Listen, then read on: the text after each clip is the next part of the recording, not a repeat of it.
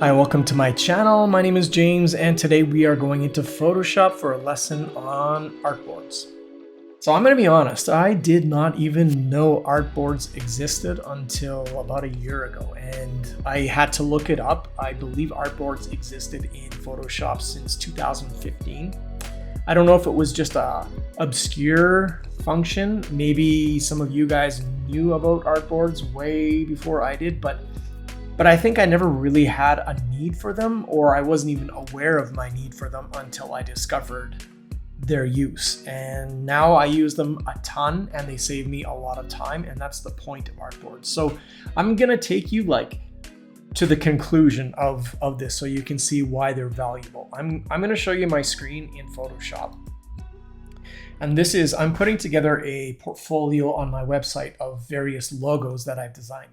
So I want to have like a portfolio section. I want to have all these logos in my portfolio. And the old way of me doing it was like finding obscure files and maybe just uploading them, and they would be in different sizes. And I hated that. So what I would do is I would create a Photoshop file, and I would have one Photoshop file, and I would like import my logo into it. I would have all my logos on different layers. I would turn them on and off, you know, as I would save them. And that way they were all the same size, and that made it what I felt like was easy. I know there was batching things that you can do, scripts and stuff. I was never good at batching my Photoshop files and for saving and all that.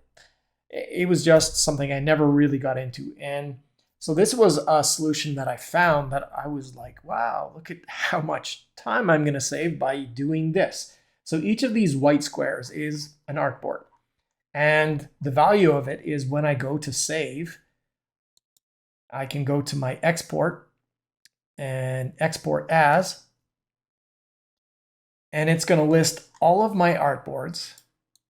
They're all going to be here. You can see there's a little check by all of them, and that means that they're selected. Here I can choose the format, I can choose the quality, I can change the size, and if I select any individual artboard, you know, I could save that individual artboard a little bit differently if I wanted, but I'm going to be saving them all the same. So we do select all, and all I would do is hit export, and it would save where I wanted, and it would export them all as individual files saved in the exact same way as I specify. And now I have, you know, whatever this is, like 60 or 70 different files, and all my logos are saved in one shot. If I wanted to just save, let's say I make a change to one of them, I update one of these logos, and I want to save it individually, I go back to here, I unselect them, I find the logo that I want, you know, it could be this logo here. I go and I save this. Now what I'm going to be doing is I'm going to be saving this and only this file, and that would update it. And that's a great way of now not having to export them all repeatedly, but just 1 or 3 or 5 or however many you want to do. You can just export those files. The reason why this is also handy in other ways is here's my tutorial thumbnails for YouTube. I have 2 in this particular file because I'm just starting this file out, and I have a certain style that I want, and I can take these artboards and export them all in one shot. So currently I only have 2, so it might not seem like it matters to have them, but this is a way to design them so I see them side by side, and this is what you can do. So I have my artboards here. The way you see your artboards is in your layers file. They can have a name. The name of the layer is how they're going to save. So if I want to change the name of the file that is exported, I would change the name of the layer. And if I want to make a copy of this, I could select the layer that I want. So I want to make a copy of this one. I'm going to hold down my Alt key, sorry. I'm just going to drag it over here. Now I have a clone of this, and then I go back to my layers, open it up. Here's all the layers involved in making this. It's a little excessive because I was playing around with that last one to try and get it right, but I wouldn't need all of these because I'm making a new thumbnail. So I could ditch all of those. I could change the name of this particular one. This is a Artboards thumbnail. So this would be my new Artboards tutorial.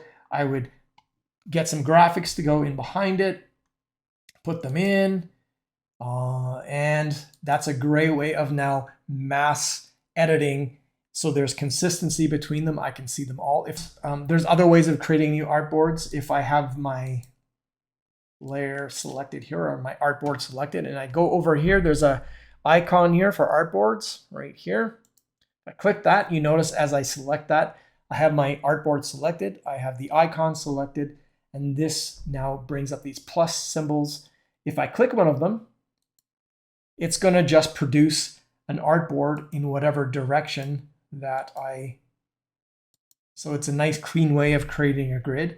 These are all blank though, just new, fresh, clean slate artboards. But if I go back to this layer or to this artboard here and do that again, but if I hold down the Alt key while I'm doing this, it's now going to clone. So I'm holding down the Alt key and pressing that, and now it's going to clone. So that's a way of, again, duplicating an artboard that already exists. And that's a fantastic way of quickly creating whatever you want, whether it's thumbnails for some kind of project, whether it's social media graphics like this. You can just easily, fast produce, duplicate, and create sets of these, and then you can export them. I've done it with creating business cards. I've done it with creating logo sets. So let's say I have a logo that I've designed and I have it at one size and I want to have multiple sizes of logos so that they're going to export. Maybe I want one with a transparent background. Maybe I want, whatever it is, I can create a whole logo set just like this. And then I can go and save them as a batch save and export them in the various sizes that I want. There's a lot of different settings when you go into the export, so I can choose the file format, the quality. All of that can be done within the export tool. I've used this on numerous projects in numerous ways.